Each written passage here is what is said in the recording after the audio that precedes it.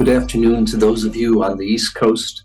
Good morning to those on the West and Central time zones. Those following from Israel, from Europe, and parts abroad, a good evening. This past Shabbat, we've had an incredible experience, something that literally books will be written about. And that is that a commando raid was able to liberate Noah Argamani, and a number of meters away in another apartment in Gaza, 3 of the captives, Shlomi Ziv, Almog Meir, and Andrei Kozlov. Tragically, in this operation, the head of the team of the Yamam is the Special Police Force. In America, we would call them the SWAT forces, but these are incredibly loyal, dedicated men who, after their time in the Army, joined this unit, the SWAT unit. They're an anti-terror unit. They take on impossible missions. And Arnon Zamora was 36 years old, a husband, a father of 2 children from Mevaseret Zion, the suburb of Jerusalem. He led this raid. He was killed.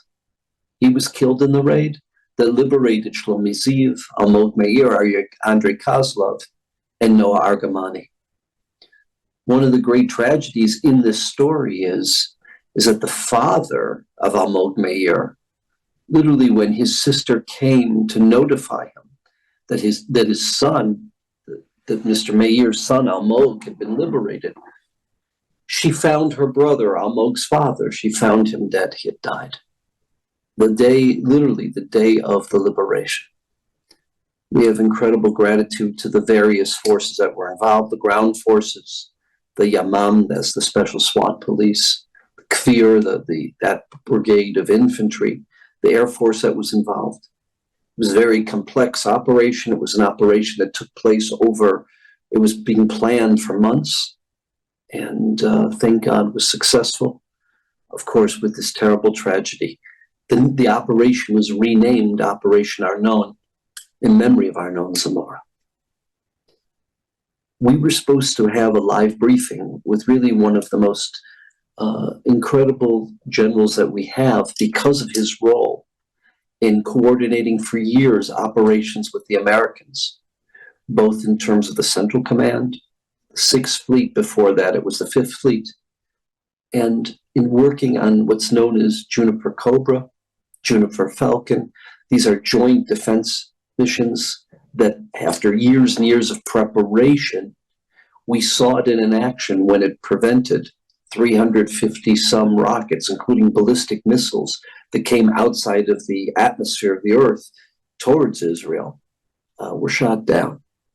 That famous event in April comes after years and years of cooperation between American, British, Israeli forces, in this case Jordanian, Saudi forces.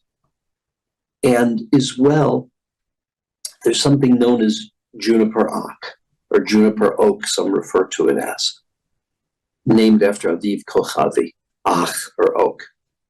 And that is in the event that there has to be an offensive attack against Iran, a joint strike using multiple nations, targeting the most evil of locations, nuclear sites, enrichment sites of uranium, enrichment sites of plutonium, ballistic missile sites, sites that store weapons, etc., throughout Iran and other strategic locations. This general, who we've had the blessing in the past of having briefed us, discussed issues with us, is the famous general Nitzan Nuriel. And we were going to have that briefing live. We had to record the briefing on Friday because the general schedule, based upon events in Israel, etc., the general schedule changed. So we recorded it just a couple of days ago, right before the miraculous mission that liberated the 4 hostages. We're now going to turn to the recording of that briefing, a strategic briefing from General Nitzan Nuriel. General Nuriel, thank you very much. Thank you for addressing us. Thank you for having me. General Nuriel, please, if you'd like to start with some opening remarks in any area, whether it is regarding the joint cooperation, whether it's regarding how you see things in Gaza, how you see things on the northern front with Hezbollah, with other Iranian proxies, please educate us. Good evening, all of you. Yes, I believe that the overall situation we are facing right now in Israel is a bit more complicated than we believed, and yet there are a few challenges we need to deal with. I'll say a few words about Gaza, then about the Northern Front, and then about all the still open issues that we have in front of us. In Gaza, the Philadelphia corridor and the Rafah crossing, this is probably the most dramatic progress we had in the last few days. And yet, it is not finalized. We still have many things to do. I visited there Friday afternoon. Tough environment, very narrow. We are very much trying to avoid casualties from the civilians, even though we asked them to leave, and many left. Still many there, and we need to take actions in a very gentle way, meaning make sure that we are not killing innocent people. In my reserve duty, I'm leading the investigation regarding what happened in Rafah while we attacked those two Hamas leaders. And we will come with conclusions, I believe, very soon. No doubt that it was not by purpose. No doubt that the very bad situation happened because Hamas ammunition storages that were part of that camp. But it's not new that Hamas using the people as a human shield. And unfortunately, they do have casualties because of that. The story of Jabalia and other places in Gaza, which we need to go again and again, it's a great example of why we need to make sure that by the end of that conflict, Hamas will not stay in power whatsoever. It's going to be a long journey. It's not going to be solved tomorrow morning. And we will have to be, as much as we can, in all those places which Hamas trying to take the lead again. And we all have to put very clearly on the table. Hamas will be able to recover if he stayed. If we go back into the 67 war, which we defeat the Egyptian military, it took them less than 3 years to recover. Why? Because they were there and somebody supported them. That will be the same picture if Hamas stay in power, because there are unfortunately enough players such as Iran, China, Russia, that will be very happy to support them and to rebuild their power. And this is something that we cannot accept. Therefore, we need to know that this is going to be a long journey, but the end state should be Hamas is not longer a player in the Gaza area. Who can replace them? It's almost a political question, so I don't want to touch it at that stage. There are other players, and yes, we need to take the risks, because controlling Gaza forever, it's probably not the best way for us. Regarding the north, surprisingly enough, Hassan Nasrallah pushed Yahya Sinwar to reach ceasefire. Why? Because it will give him the excuse to stop the fire along the borderline. Until they do it, we are paying very high price by the people that evacuate from this area, more than 6,000 people, 60,000 people, a lot of damage. I'm just coming from the Golan Heights, fires, the smell is not good. And the combination of the weather, the summer, and the fire from the Hamas and others create a lot of problems. And yet, if they don't stop it, we will have to move forward and take the initiative and launch an attack in order to force Hezbollah to pull back and as much as we can to finish all their activities against us. what I'm trying to say that from the military point of view, the worst is ahead of us, not behind us. We do have the Shiite militias in Syria. We do have the Houthis, the Iraqis. All of them has something to say. All of them are taking actions. And April 14th present us the advantages of working under a coalition. This is a result of more than 20 years of cooperation between us, the US troops and others.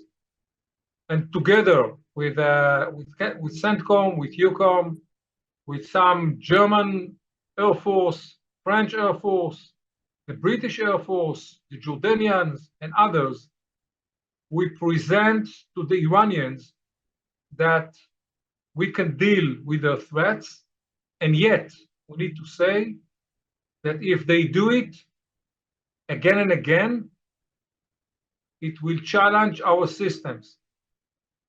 It will create some challenges to the inventory, to the ability to deal with 700 rockets, missiles, surfers, and so far and so on. They study us, we study them, and we need to be prepared for the next round, which I believe will come sooner than later, because from the Iranian point of view, they do not reach any achievements. Hamas and the Islamic Jihad are losing power, Hezbollah as well. Shiite militias in Syria are paying very high price. And generally speaking, beside October 7th, they don't have any major achievements. And therefore, I believe that they will push the limit and try to see what next. We do have in Israel, as you probably know, some political problems. It's too soon to say what will be the outcome of the negotiation between us, the Americans, the Egyptians, Qatar, and others in order to reach an agreement. And yes, the hostages is a big issue, and the dilemma is huge. And yet, I belong to those who believe that we can take the deal, and if Hamas stay aggressive against us, we will be able to renew the war and make sure that they will not stay in power, because this is very critical. General Nuriel, two questions. You're of the opinion, you stated, that we could be having significant problems in the near future from the north, from Iran. You said Iran came out of this with no achievable gains, etc. They're looking for achievable gains. In the event that there is a war in the north, do you see the Iranians participating in that? So that not only would we be dealing with the Shia militia in Western Iraq and in Syria, as well as Hezbollah, of course, but we'd have to deal with Iran as well. Based on April 14th, we saw Iranian get into the game. But in that case, they had a reason or an excuse. They blame us that we killed their leader in Syria, and as a response, they opened fire. By a direct and ground maneuver against Hezbollah in Lebanon, I don't think that the Iranian will take a side. They will send more ammunition, they will send more advisors, they will push the Shiite militias in Syria to be more active.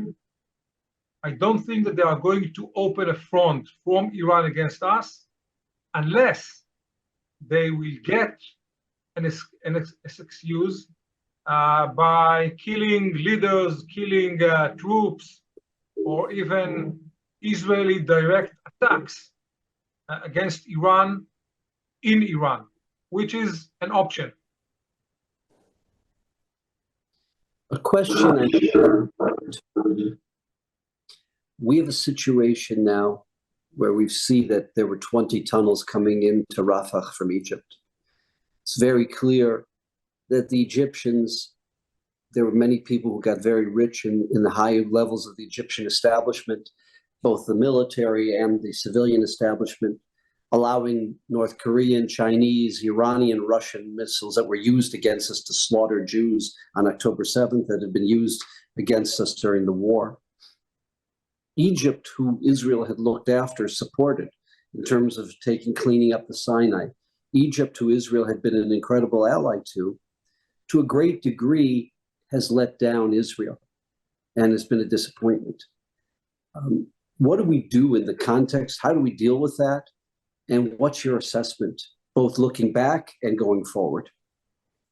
One of the reasons that we took over Philadelphia Corridor is in order to take care of those tunnels and make sure that those pipes are not longer relevant. But it's not enough. We need to see the Egyptians, probably strongly pushed by the Americans, taking more actions, and in a way adapt the Israeli solution by build underground concrete wall. Is this achievable? The answer is yes. But the Egyptians will not do it by themselves. They will ask for American money. They will ask for support from the Saudis and others, because directly they will not do it by themselves. Obviously, if they want to do it, they could do it many, many years ago. But they didn't, and you have mentioned the reasons, mostly economical, and also they don't really sorry when we are bleeding. And yes, it's about time to change the mechanism with the Egyptians to make sure that they understand that those tunnels cannot stay, period. And Israel will not leave the Philadelphia Corridor unless we solve the problem. Otherwise, it's like going back into square one and waiting for the next October 7th. Is it fair to say the reason the Hitnakdut, the Egyptian, the fierce Egyptian opposition to Israel going into the Philadelphia corridor, going into Rafah and cleaning that out, is because it would expose them for the, unfortunately, the complicitness with evil that they've been engaged in for the last decade? Is that probably the basis for why they were so opposed to Israel doing that? Two main reasons. Number one, they were really afraid that the Palestinians, refugees, will run away into Egypt, something which they don't like at all. And secondly, yes, when the world will see all the underground tunnels, all the industrial of smuggling weapon system and others from Egypt through those tunnels to the Hamas hands, that will be a bit uncomfortable for them, raising the questions, why did you let it happen? If you have peace treaty with Israel, why did you let it happen? And the Egyptian answers are not good. Going back to the north, from a point of view of the infrastructure and the capabilities of Hezbollah, how successful has Israel been over the last 6-7 months in damaging that infrastructure, whether it's rocket launchers, whether it's depots of rockets, whether it is, moving Radvan north of the Litani River? Could you give us your assessment of that? Yes, based on the information I have, the damage we created to Hezbollah along the borderline, let's say from the borderline up to the Litani River, the damage is very high. Is this enough? The answer is no, because they have much more behind the Litani River, in the Bekaa Valley, in the area of Nabatea, the area of Tyre, the area of Sidon, and so far and so on. Slowly, we reach those targets.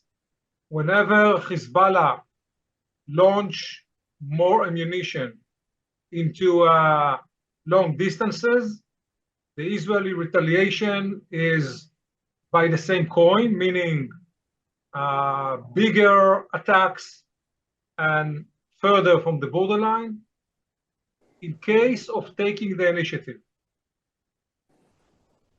The Israeli strike will start with a major Air Force attack in order to reduce the threat from all those capabilities. And unfortunately, there are enough targets in Lebanon, so I'm not concerned that we will not have enough targets to attack. I'm making an assumption in the question that I'm asking you. The assumption is, and we've seen this from the world community, that the world does not have the kind of patience and tolerance for Israel fighting its enemies that it did for the United States and Britain fighting in Iraq and Afghanistan. And in the event that there's a war against the Hezbollah, it's going to have to be for a much shorter duration than what we've seen in Gaza. If Israel is given 4 or 5 or even 6 weeks to have a war against the Hezbollah, in your assessment, is that enough time to take out its infrastructure in terms of its rocket launchers, its rocket depots, etc., many of the factories that are producing these weapons? Would between 4 to 6 weeks give Israel enough time to set Hezbollah back to a place where we don't have to look at another war 2 or 3 years down the road? We have to define that the two fronts are under totally different definitions. In Gaza, the mission we have is to destroy Hamas and take Hamas out of the game. Up in the north, the mission is to push Hezbollah behind the Litani River and make sure that they will not threaten directly the Israeli villages, and Radwan forces will not be able to launch a surprise attacks against us. And yes, 5 to 6 weeks should be enough. I believe that during that period, the international community will push the both sides to reach kind of a ceasefire. And the only question is, what will be the lessons learned by Hezbollah for the next future?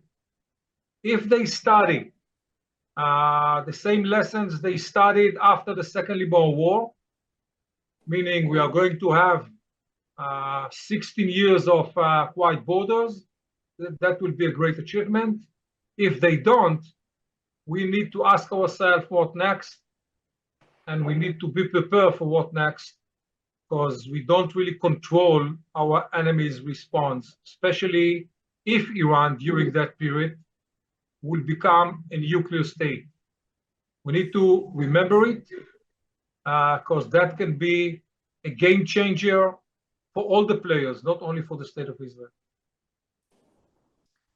General Nuriel, in the event that there is a Lebanon war, in the event that the Israeli Air Force, the Israeli artillery and ground forces are successful in eradicating not Hezbollah, as you said, but eradicating their rocket launchers, their depots, their supplies, and that Hezbollah suffers a very significant loss. Make that assumption. What does that do for the balance of power in Lebanon? For the Christians, for the Sunni Muslims, does that give them a little more strength, a little more control over the country? Does that force the population to see Hezbollah as nothing more than a group that has brought destruction and devastation to Lebanon? Or will they hold on to their power, meaning they beating the Hezbollah? That can be a turning point, no doubt. The key factor is the Lebanese military forces. And therefore, by any diplomatic suggestions that we have right now, you can see that all the players are about to invest a lot in order to increase the Lebanese military forces' power and capabilities. It is not something that you can set within 1 week or 1 month. It will take time. But yes, high price paid by Hezbollah can change the atmosphere of the Lebanese people, so they will less support him. Hezbollah by himself will not quit. Hezbollah by himself will not give up. and the Iranians will do almost everything in order to keep him in power. So it's a long range, it's a long journey, and the Lebanese military forces should be the main factor that maybe will change that balance. Are you concerned that possibly Hezbollah has entrenched itself in the Lebanese forces and that they actually control the LFA? Let's face it, today they do not control them, but they do not let them behave like a national military. They have a lot of limitations. If you belong to the Lebanese military forces, there are places in Lebanon which Hezbollah will not let you enter, which is a huge paradox, but this is the case. Emerging between Hezbollah and the Lebanese military forces was on the table. The questions are, who is going to take the lead? Who is going to provide the orders to that military establishment? If this is the Iranians, as they do for Hezbollah, or hopefully reasonable Lebanese government controlled by people who believe that the state of Lebanon deserves better life than they have today. And then the last question I would ask you is the state of affairs of Hamas at this point. You know, the 3 or 4 battalions in Rafah to a great degree have been, how would I say, denuded. They've been neutralized. The 3 or 4 battalions there have not put up much of a fight against Israel. They're losing by the day. Israel is successful in Jabalia again. What's left of Hamas? Is it just a terror organization, or do they really control the streets, the populations, and the cities in Gaza? Hamas at that stage actually control 3 different dimensions. Above all is the hostages.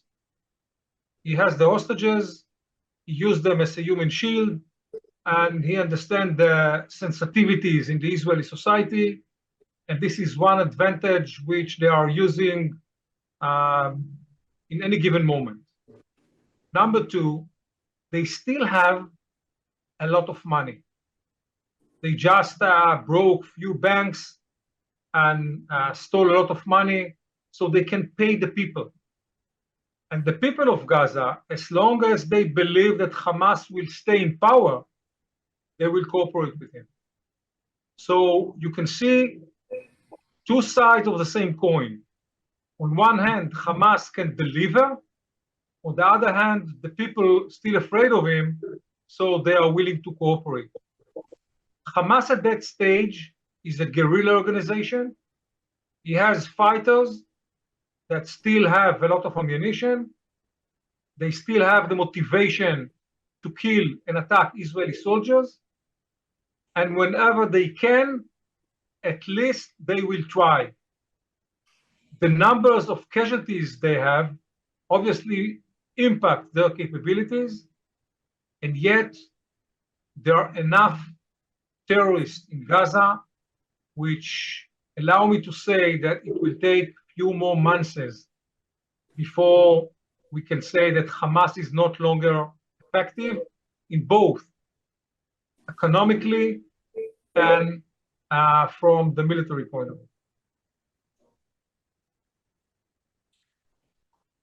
You said a few more months. That's what it would take the Israeli military to make them. Doesn't mean to obliterate them, it doesn't mean to eradicate them, but to make them ineffective where they cannot control anymore, where they just are a guerrilla organization. Yes, this is one of the reasons why the topic, what should be the solution by the end of the war, is so crucial.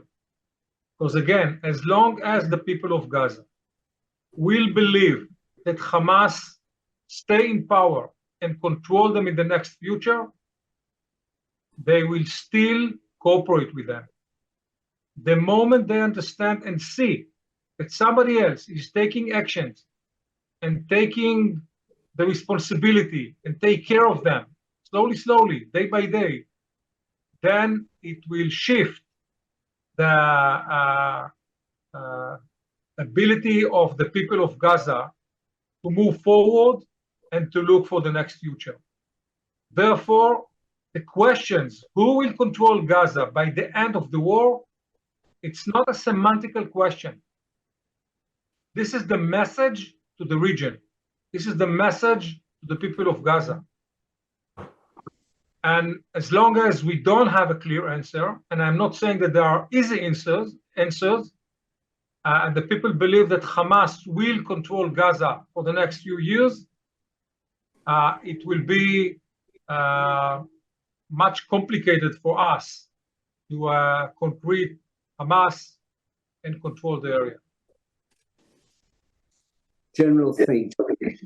Do you have, if you'd like, do you have any concluding words or any thoughts that maybe we have not asked you or haven't been brought up that you wanted to share? Yes, I believe that we need to put more attention on what's going in the Golan Heights, the Shiite militias in Syria, which is pretty big number of units. It's by the size of a division, big division, and they are under the Iranian direct control. And we need to make sure that if they start moving toward the Israeli borders, that we can take care of them, make sure that they will not open another direct front against us. Because dealing with Gaza, Hezbollah, and the Syrian border, above all the Houthis and the Iraqis and so far and so on, will be a bit too much for us.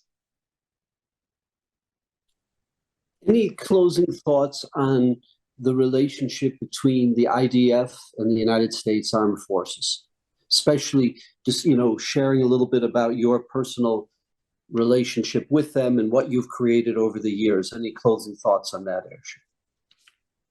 If I'm living out of the room, the tense exist in Israel because of the overall situation, the issues you have in the United States regarding the upcoming elections. Among the professionals, the meetings are very good. General Kurila, the CENTCOM commander, visiting Israel very often.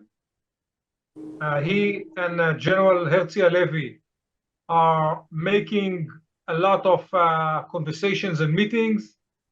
And I feel very, very, very comfortable by the discussions, by the opening talking among the players, and I'm very much sure that they will stay in our side almost whatsoever.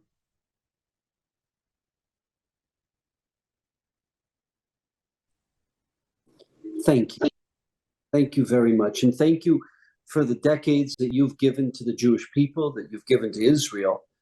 And thank you for what you've done in creating such an incredibly close, warm relationship between the United States Armed Forces and the IDF. On behalf of us, the friends of the IDF, you've always been an incredible friend, an incredible educator, teacher, and mentor. And, as over the years, as you've been throughout the length and breadth of the United States, you've shared with our donors, with our supporters, you've given them an insight into the real challenges, the huge challenges, strategic and tactical, that the IDF faces. And we thank you for that. So thank you very much for everything you do for us. It's not for granted. God bless you, and I wish you all the best. Thank you very much. Thank you.